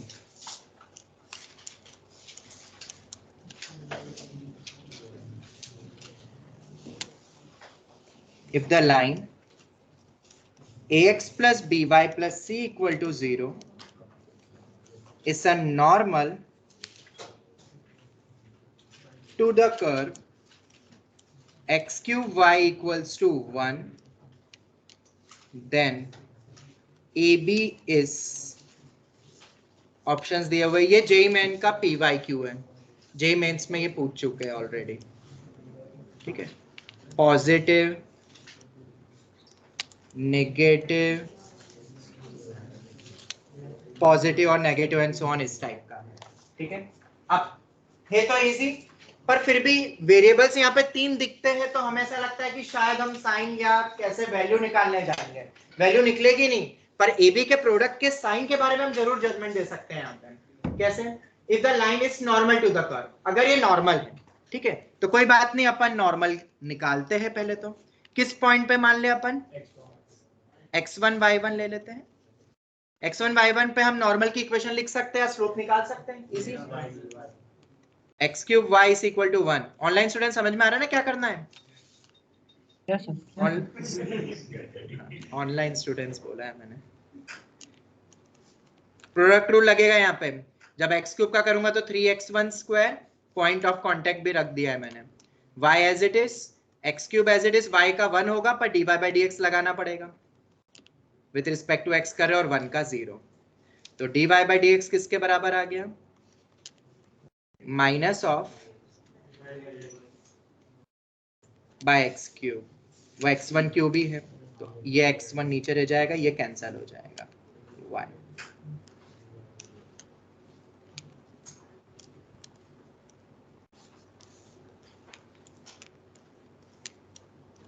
ये आ गया, ठीक है। ये टेंजेंट का स्लोप था, क्या हो गया, तो नॉर्मल का स्लोप कितना होगा, x1 bye 3y1, m1 m2 minus 1 होता है, ये आ गया। अब हमें एक चीज और पता है, that points always satisfies the, तो मेरे पास x1 क्यूब y1 मेरा 1 के बराबर भी है मेरे पास, ठीक है। अब अगर तुम देखोगे यहाँ पे तो y1 किसके बराबर रख सकता हूं, 1 बाय x1 क्यूब, यहां रख दो, 1 बाय x1 क्यूब, तो x1 क्यूब ऊपर चले जाएगा, ये आ जाएगा, तो ये आ गया मेरे पास x1 की पावर में 4 इस अपॉन में 3, मतलब स्लोप कितना है नॉर्मल का, पॉजिटिव होगा हमेशा, पावर 4 है। यहां तक कोई डाउट? चलो, अब तुम्हें ऑलरेडी इक्वेशन दी है ax plus by plus c equal to 0, ये नॉर्मल है, तो नॉर्मल है तो नॉर्मल का स्लोप कितना होगा, minus of coefficient of x upon coefficient of y, minus of a by b, मतलब माइनस a बाई b भी क्या होना चाहिए, पॉजिटिव होना चाहिए।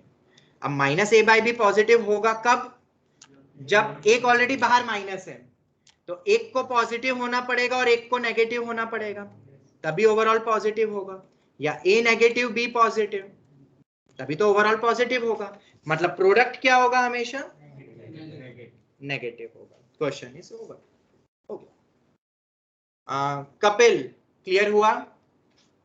Kapil, yes sir. ये डाउट था ना तुम्हारा भी? हाँ सर। चलो, ये हो गया। अब हम इसके आगे और कोई डाउट्स वगैरह कोई होंगे तो वो बाद में देखेंगे, 15-20 मिनट्स बाकी है, तो अपन टेबल बना लेते हैं। Anyone having any sort of doubt? हम कल की क्लास से, मतलब संडे से ही हम इंक्रीजिंग डिक्रीजिंग स्टार्ट करेंगे, ठीक है। हाँ, कल तुम्हारी एक 1 आवर की एक केमिस्ट्री की भी क्लास होगी, शायद सर को कुछ एडवांस का पढ़ाना है, सर ने बोला था। और जो हमारी कंटिन्यूटी डिफरेंशिएबिलिटी की जो शीट है, बस डाउट डिस्कस करूंगा, हर एक क्वेश्चन डिस्कस नहीं करूंगा मैं, ठीक है। तो वो कल हम डिस्कस कर लेंगे, 1-1 घंटा। तो यूटी तुम या तो रात को देना या तो मॉर्निंग या आफ्टरनून तक दे देना, मैं टाइमिंग तुम्हें बता दूंगा वो 1 आवर्स कब होंगे, तो उसके अकॉर्डिंग तुम यूटी डिसाइड कर लेना कब देना है। ओके, तो स्टार्ट करते हैं। Tangent and normal for the parabolas, 4 जो हमारे स्टैंडर्ड पैराबोलास होते हैं उसमें, उसके बारे में अब हम देखने वाले हैं, क्योंकि उस पे हमने एक क्वेश्चन भी करा था। और अगर कुछ और क्वेश्चन चाहिए प्योर टेंजेंट नॉर्मल पैराबोला के ऊपर, तो वो भी मैं दे दूंगा, जो एओडी के साथ मर्ज रहेंगे, मैं दे दूंगा तुम्हें वैसे क्वेश्चंस भी, नेक्स्ट क्लास में दे दूंगा मैं।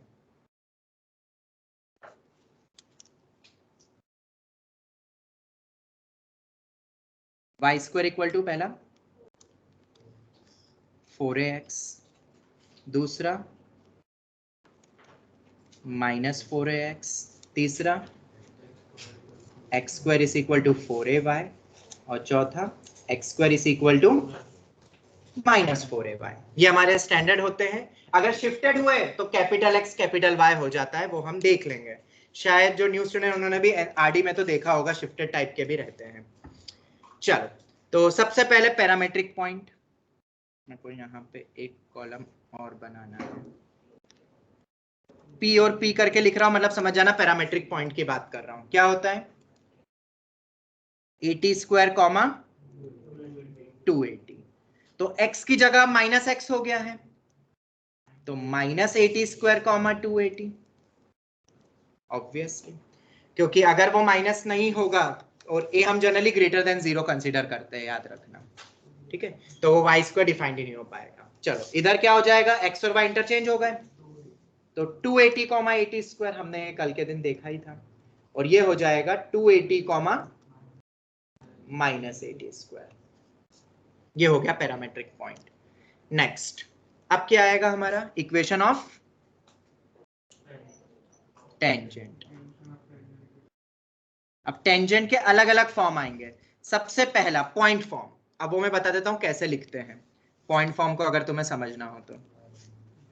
ax स्क्वायर प्लस 2hxy, जितने भी न्यू स्टूडेंट्स हैं ना, ध्यान से सुन लेना, क्योंकि ये वापस मैं नहीं बताऊंगा, और ओल्ड स्टूडेंट्स भी, क्योंकि उनमें भी बहुत सारा को याद नहीं होगा। ये कोई भी एक 2 डिग्री इक्वेशन बोलते हैं हम इसको। शायद हमने मैट्रिसेस डिटरमिनेंट में भी ये देखा था कि नहीं, can be resolve into 2 linear factors, तब मैंने ये पॉइंट वापस से रिवाइज करवाया था चैप्टर में। इस टाइप की कोई भी 2 डिग्री इक्वेशन हो गई, तो 2 डिग्री कर्व के उसमें अगर तुम्हें टेंजेंट की इक्वेशन निकालनी हो, अगर पीओसी x1 y1 है, तो ये बोर्ड एग्जाम में बिल्कुल मत लगाना, बट ऑब्जेक्टिव में आता है कोई भी 2 डिग्री कर्व, और पॉइंट ऑफ कांटेक्ट पे टेंजेंट नॉर्मल टेंजेंट पूछते हैं, तो जो मैं बता रहा हूं वो लगा देना। इक्वेशन क्या होती है, t इक्वल टू 0, ये होती है ना। What is this t? t का मतलब होता है कि जहां भी तुम्हें x स्क्वायर दिखे उसको लिख दो x। ये पॉइंट ऑफ कांटेक्ट ही होना चाहिए, एक्सटर्नल पॉइंट है तो नहीं लगा सकते, उसमें तो पूरा हमें प्रोसीजर करना ही पड़ेगा।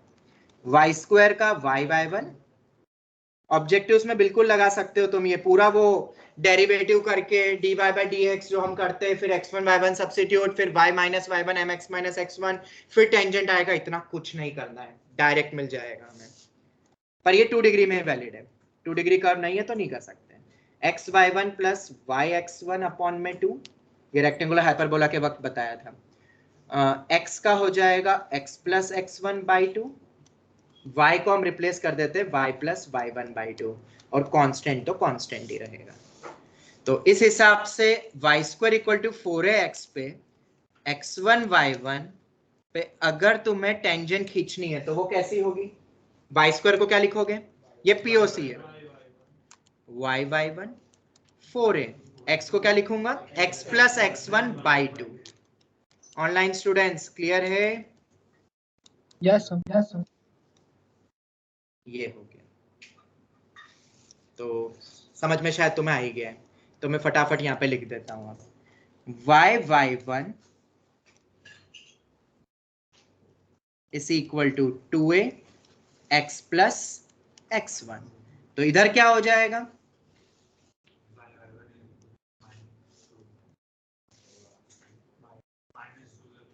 Minus of 2a times of x plus x1, और इधर भी तुम x x1 करके वो लिख ही सकते हो, फटाफट लिख लेना। ये तो हो गया अपना पॉइंट ऑफ कांटेक्ट पे। अब इसके बाद आता है हमारा पैरामेट्रिक पॉइंट पे टेंजेंट की इक्वेशन। ये था, इसको कहते हैं पॉइंट फॉर्म, इसको कहते हैं पॉइंट फॉर्म। अब हम देखने वाले हैं पैरामेट्रिक फॉर्म, ठीक है। पैरामेट्रिक फॉर्म में कुछ नहीं करना है, ये जो x1 y1 है वो क्या अज्यूम कर रहे थे हमने, पैरामेट्रिक पॉइंट 80 स्क्वायर कॉमा 280। जब इस x1 की जगह पे तुम 80 स्क्वायर रख दोगे और y1 की जगह 280 रख दोगे, ये मैं इसलिए टेबल बनवा रहा हूं कि मान लो कभी भूल गए तो फटाफट पॉइंट फॉर्म लिखना बहुत आसान होता है, t इक्वल टू 0, तो फटाफट वो उसमें पैरामेट्रिक पॉइंट तो याद कर ही होगा, एनसीईआरटी पॉइंट ऑफ व्यू रखो, निकल जाएगी टेंजेंट की इक्वेशन। इसलिए हम देख रहे हैं कैसे ये डिराइव हो रहा है। तो जब रख दोगे तो सिंप्लीफाई करने के बाद ये मिलता है t y is equal to x plus a t square. तो वही बगल वाले में क्या हो जाता है, एक्स माइनस एक्स हो गया ना अपना, t y is equal to minus x plus a t square. बहुत इजी है, एक्स को माइनस एक्स से रिप्लेस करना है बस, और कुछ नहीं है। तो x square equal to 4ay, x और वाई इंटरचेंज कर दो। ये इक्वेशन कुछ और दिखेगी पर अल्टीमेटली जब 280 कॉमा 80 स्क्वायर रख दोगे तो tx is equal to y plus a t square, और इधर आ जाएगा tx is equal to minus y plus a t square. किसी को कोई भी डाउट? ये हो गया, ठीक है, ये हो गया अपना पैरामेट्रिक फॉर्म में टेंजेंट की इक्वेशन। तो अब आता है स्लोप फॉर्म। ये अभी सब टेंजेंट का ही फॉर्म चल रहा है, ठीक है। अब स्लोप फॉर्म में हमें स्लोप के फॉर्म में लाना है, तो बहुत इजी है, ठीक है। ये भी हम डिराइव कर सकते हैं। ये ऊपर वाली इक्वेशन को जब अपन t से डिवाइड करते हैं तो स्लोप कितना दिख रहा है, 1/t। दिस इंप्लाइज t किसके बराबर हो जाएगा, 1/m। इस t की जगह यहाँ पे 1/m रख दो, तो स्लोप में कितना आ जाएगा, t की जगह 1/m रखोगे तो y equal to mx plus a/m आएगा, तुम देख लेना ये आएगा। तो यहाँ आता है y equal to mx minus a/m। Generally हम पैरामेट्रिक फॉर्म यूज करते हैं, हमने शायद कल के दिन भी जब नॉर्मल लिया था तो हमने पैरामेट्रिक यूज करा था। रीजन सिर्फ एक है, पैरामेट्रिक फॉर्म में हमें पॉइंट ऑफ कांटेक्ट याद है, इसीलिए, ठीक है। फिर से सुनना, जब भी हमें अज्यूम करना हो कोई टेंजेंट नॉर्मल 2 डिग्री कर्व अगर पैराबोला इन टाइप में, तो हम जनरली पैरामेट्रिक फॉर्म क्यों लेते हैं, क्योंकि हमें पॉइंट ऑफ कांटेक्ट पता है पीपी पॉइंट्स के फॉर्म में। अगर स्लोप फॉर्म में लोगे तो क्या तुम्हें पता है पॉइंट्स क्या होते हैं एम में, शायद वो नहीं याद होगा, इसलिए। और ये हमने एनसीईआरटी में पढ़ा है, इसलिए ज्यादा यूज होता है। और जब angle related slope related question आता है तो तुम ये भी यूज कर सकते हो, इंटरचेंजेबल है। और दोनों में, एक सेकंड, दोनों में एक ही वेरिएबल है बस, एक में t है तो स्लोप फॉर्म में क्या चलता है, अननोन m चलता है। हाँ, तो सेकंड वाले में माइनस mx नहीं आएगा। ओके, स्लोप कितना है, माइनस 1/t है। ध्यान से देखो, y equal to mx plus इसे कंपेयर करो, एक तरफ करके minus of coefficient upon coefficient y, तो वो माइनस माइनस पूरा हट जाएगा, ठीक है। तो तीसरे में पता है किसी को क्या आता है, y equals to x square equal to 4ay में पता है किसी को, माइनस am स्क्वायर आता है। माइनस पहले वाले में आता है और दूसरे वाले में प्लस आता है। किसी को कुछ धुंधला धुंधला शायद याद आ रहा हो, ये याद रखना है, ठीक है। और शायद पैरामेट्रिक फॉर्म बहुत आसान है याद करना, क्योंकि t y equal to x plus a t square अगर एक याद हो गया तो बाकी कन्वर्जन तुम्हें समझ में आ गया होगा कैसे करा था हमने, और उससे स्लोप फॉर्म फिर तुम निकाल सकते हो। इसमें स्लोप कितना है, y equal to m x दिख ही रहा है माइनस सी, तो एम ओ टी बराबर ही होगा यहाँ पे तो, और इसमें आएगा m is equal to minus t, तो t मेरा माइनस एम होगा, t की जगह माइनस एम रख दो, ये आ जाएगा। Is that clear? क्या ये याद हो जाएंगे, बोलो जल्दी। ऑल राइट, स्लोप फॉर्म हो गया, पैरामेट्रिक फॉर्म हो गया, पॉइंट फॉर्म हो गया, ठीक है। अब स्लोप फॉर्म में ही point of intersection, point of contact क्या होता है, जैसे यहाँ पे हमने पीपी पॉइंट्स में देखा था पैरामेट्रिक फॉर्म में, ठीक है। तो बहुत इजी है, हाँ, क्योंकि ये भी जरूरत पड़ सकती है ना हमें पॉइंट ऑफ कांटेक्ट। जैसे 80 स्क्वायर कॉमा 280 को हमें स्लोप फॉर्म में बदलना है अब, तो वो हमें पता है t किसके बराबर है, 1/m। तो पॉइंट क्या हो जाएगा, बस सब्स्टिट्यूट तो करना है, कॉमा 2a/m। कभी कभार जेई मेंस में डायरेक्ट पता है क्वेश्चन कैसा आता है, ध्यान से सुनना। पैराबोला है y square equal to 4x, m equal to 3 पे मैंने एक टेंजेंट खींची, तो POC बताओ क्या होगा, point of contact. Slope he given है बस उस टेंजेंट का, तो तुम जो नॉर्मल तरीका है तुम कर सकते हो, फिर दोनों कर्व और टेंजेंट को सॉल्व करना, पर इतने करने की जरूरत है क्या, हमें डायरेक्ट ही पता है पॉइंट ऑफ कांटेक्ट। अभी तो पढ़ा, स्लोप बताओ, डायरेक्ट हम तो खत्म क्वेश्चन। ऐसे क्वेश्चन आ चुके हैं। तुम कैसे करते हैं, स्लोप पता है y equal to mx plus a/m लगाते हैं, टेंजेंट की इक्वेशन निकल जाती, टेंजेंट और पैराबोला को क्या करते हैं फिर सॉल्व करते हैं, और दोनों को सॉल्व करके POC निकाल लेते हैं, निकल जाता है। पर शायद डायरेक्ट हो रहा है, और ये भी आसान है, क्यों, क्योंकि तुम्हें ये याद है, क्योंकि तुम्हें ये याद है, बस ये दो चीज, एक चीज दो चीज बस याद कर लो, पूरी टेबल बन सकती है। और ये भी भूल जाओ अगर t y equal to x plus a t square और ये सब, तो टी इक्वल टू 0 तो याद कर लो, जो किसी भी 2 डिग्री में वैल्यू है कन्वर्जन। तो मैंने हर तरीके से तुम्हें बता दिया है, एक बार खुद इसको रीडू जरूर करना, इसकी टेबल खुद बनाना, एक बार नहीं 2 बार 3 बार, ऐसा चार्ट जो अर्जुन तुम बनाते हो ना वो बेस्ट है, ठीक है। बिना देखे एक बार देख के हेल्प से बना लेना, एक बार बिना देखे, और जब बिना देखे बनाओ तो क्रॉस चेक करना जरूर, पता चला गलत ही याद रह गया फिर। ये भी गड़बड़ बहुत होती है, रीडू बिना देखे बोलता तो हूं मैं, वही बिना देखे वाला ही याद हो जाता है, फिर जो भी लिखा वही करेक्ट है, ठीक है। चलो नेक्स्ट वन, अब इसमें है 80 स्क्वायर कॉमा माइनस 280, इसमें क्या होता है, m टी कितना है -1/m,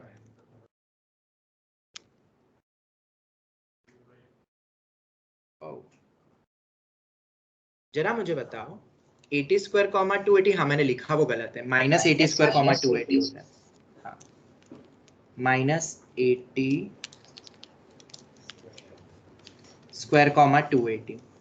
और इनको लॉजिकली भी याद रख सकते हो, स्लोप क्या होगा किस पॉइंट पर है, जैसे तुम यहाँ देख सकते हो, देखो कभी कभार अगर लॉजिकली याद नहीं आए प्लस माइनस तो बहुत इजी है, जब स्लोप पॉजिटिव है, अगर स्लोप पॉजिटिव वाली टेंजेंट खींचते हो तो फर्स्ट क्वाड्रेंट में आएगा कि नहीं पॉइंट ऑफ कांटेक्ट, बिल्कुल। और अगर स्लोप नेगेटिव है तो वो पॉइंट ऑफ कांटेक्ट किस में आने वाला है, फोर्थ क्वाड्रेंट में, तो तुम उस अकॉर्डिंग भी देख सकते हो फिगर के अकॉर्डिंगली, जैसे यहाँ y square equal to 4x का था बस।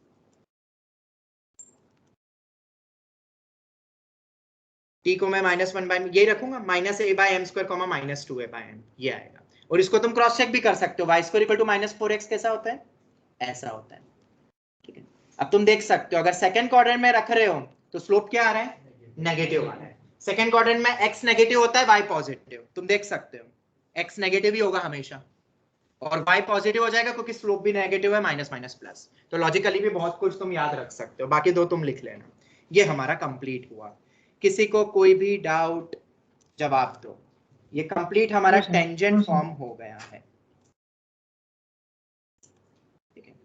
अब इसके बाद यही सेम टेबल किस में चलेगी, अब मेरी नॉर्मल में, तो y square is equal to 4ax, y square is equal to -4ax, x square is equal to 4ay और x square is equal to -4ay, ठीक है।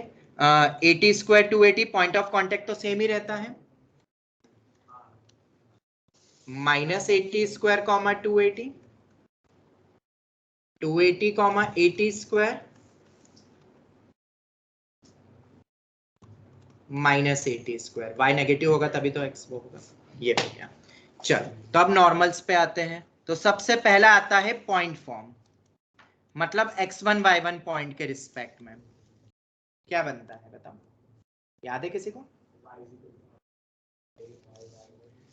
y minus y1 is equal to minus of y1/2a x minus x1, क्या यही आता है।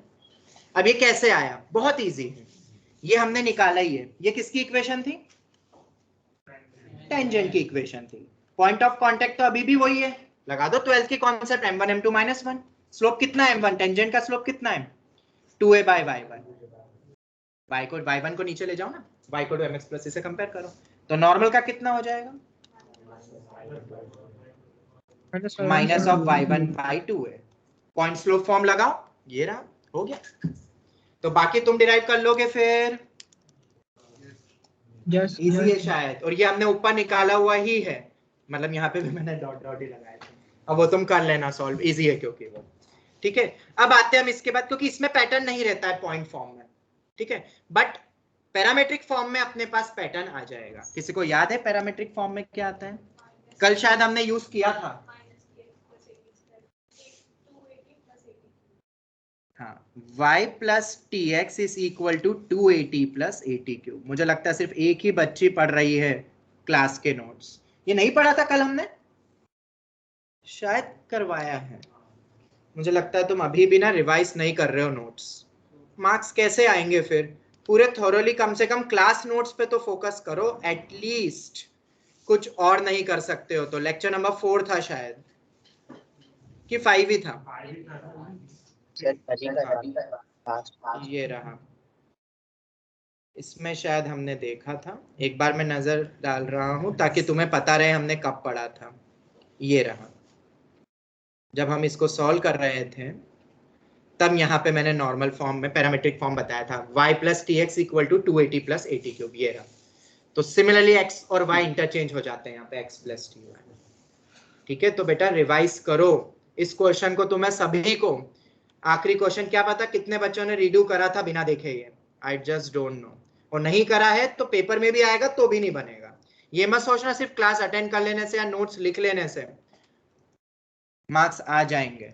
ठीक है, revise करना है, रीडू करना है बार बार, क्योंकि इसी टाइप के मिलते जुलते क्वेश्चन आज हमने जब वो मेंस के क्वेश्चन जो स्टार्टिंग में देखे, मेरे ख्याल से जितने में क्वेश्चन करवाता उतने से सब हो रहे थे क्रैक, कुछ भी नहीं था, बस एक वो पोलर कोऑर्डिनेट वाला एक्स्ट्रा मैंने उसमें ऐड ऑन करा था, बस वो 11th लॉजिक पे था बेसिकली। तो रिवाइज करो सब।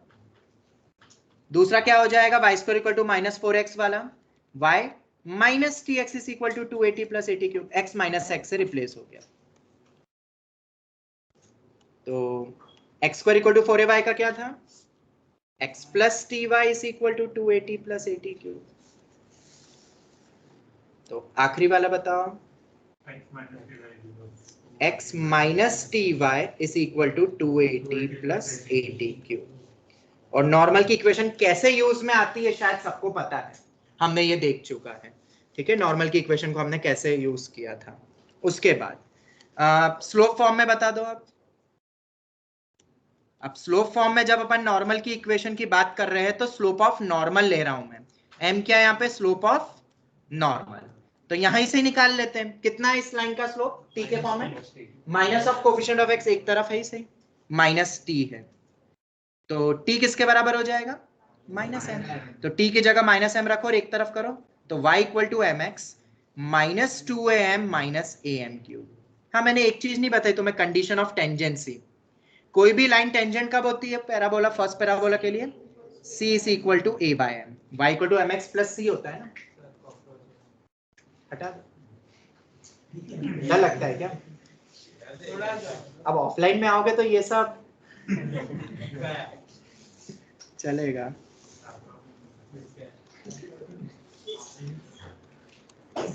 ये कंडीशन ऑफ टेंजेंसी है, COT, इसको हम बोलते हैं कंडीशन ऑफ टेंजेंसी। ऐसी कंडीशन ऑफ नॉर्मल भी बन जाएगी, c किसके बराबर आ रहा है, इंटरसेप्ट ऑन y एक्सिस। ठीक है, इधर कितना हो जाएगा फिर, y इक्वल टू, इधर t कितना आ रहा है, m के बराबर आ रहा है, तो y is equal to mx plus 2am plus am cube. और ये तुम खुद डिराइव कर लेना, फिर यहाँ पे m आ जाएगा minus of coefficient of x minus 1 by T है, तो t हो जाएगा माइनस 1 बाई m। इसमें रखना और सॉल्व कर लेना, और इसमें आएगा m 1 बाई टी। मतलब एक याद रख लो सभी फॉर्म्स, और फटाफट नॉर्मल के भी तुम स्लोप फॉर्म में भी निकाल सकते हो। अब बात करते हैं पॉइंट ऑफ कांटेक्ट, अगर स्लोप ऑफ नॉर्मल पता हो तो 80 स्क्वायर कॉमा 280 था, t किसके बराबर था, तो am square comma minus 2am। और ये बहुत इंपॉर्टेंट पॉइंट है, तुम्हें याद होगा ये लॉजिक हमने बहुत यूज करा था जब हमने को नॉर्मल पॉइंट्स पढ़ा था 11th में, तब इसके ऊपर बेस्ड लॉजिक्स बहुत सारे देखे थे। Refer to class 11 parabola chapter, recording देखो, लेक्चर देखो, जो भी, तो तुम्हें समझ आ जाएगा कि कैसे क्वेश्चंस बनते हैं इस पे। ठीक है, ये हमारा पूरा चार्ट हो गया। तो क्या थोड़ा बहुत कोनिक रिवाइज हुआ कि नहीं, ठीक है। इस पे क्वेश्चन दे दूं मैं, ये जो अभी हमने पढ़ा, एक आध क्वेश्चन दे देता हूं मैं ताकि तुम्हें अप्लाई करना आ जाए एओडी चैप्टर में। Just a minute. Online students, किसी को कोई भी डाउट? No sir. ओके, चलो नेक्स्ट क्लास में, क्योंकि फिर हम इंक्रीजिंग डिक्रीजिंग पे आ जाएंगे फिर। ठीक है, हाँ एक अभी भी रह गया, वो न्यूटन लेबनिट्स बता दूंगा वो मैं। ठीक है, वो अभी भी पेंडिंग में ही है। चलो तो क्वेश्चन दे देता हूं मैं। पहला क्वेश्चन है, दो क्वेश्चन दे रहा है। नंबर 1, इफ, ये नोट डाउन कर लेना सब नोट्स में, और टेबल खुद एक बार बिना देखे बनाना जरूर। If ax plus by equal to 1 is normal to parabola y square equal to 4ax और हाँ, यहाँ पे भी वो लॉजिक करेक्ट है, कोई भी 2 डिग्री कर्व में एक लाइन टेंजेंट होती है तो दोनों को सॉल्व करोगे, कर्व को और टेंजेंट को, तो क्या मिलना चाहिए, d इक्वल टू 0। ये मत भूलना एनी 2 डिग्री कर्व पे, ये हमने पिछले साल पढ़ा था। ठीक है, फालतू में 12th के लॉजिक मत लगा देना हाई फाई। ठीक है, dy बाई dx निकाल रहे हो फिर कंपेयर, उलझ जाओगे। ऐसे क्वेश्चन आए हैं जेईई मेन में जहां बच्चे 12th कॉन्सेप्ट लगाते रह गए और डायरेक्ट d इक्वल टू 0 करना था, क्योंकि एक 2 डिग्री कर्व थी और एक टेंजेंट थी।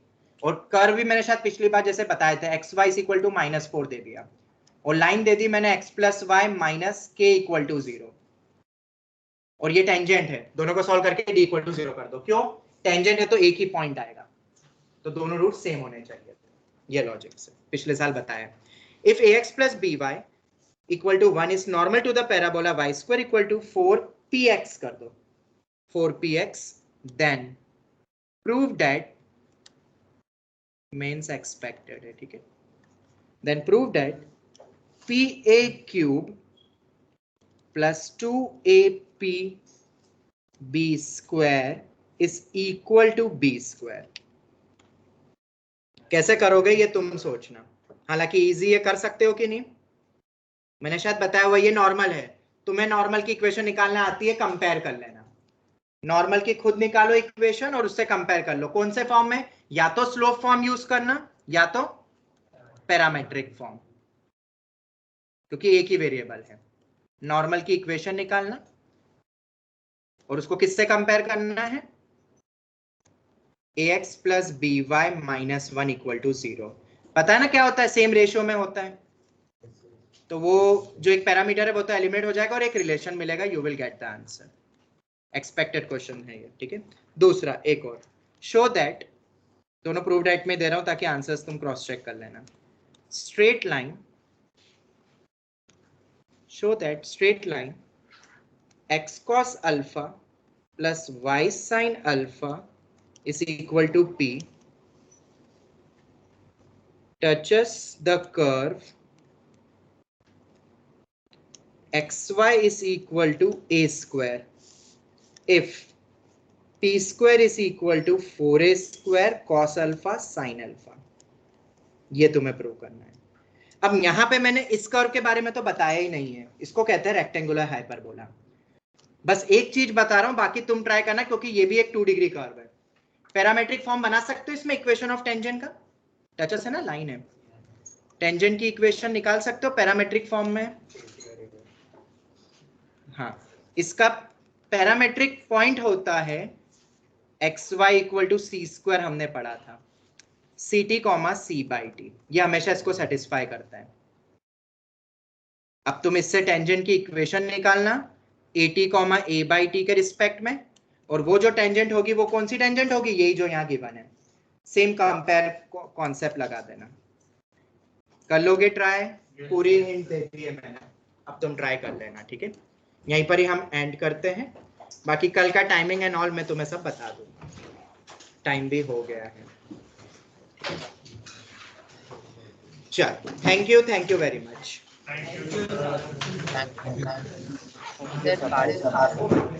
Thank you.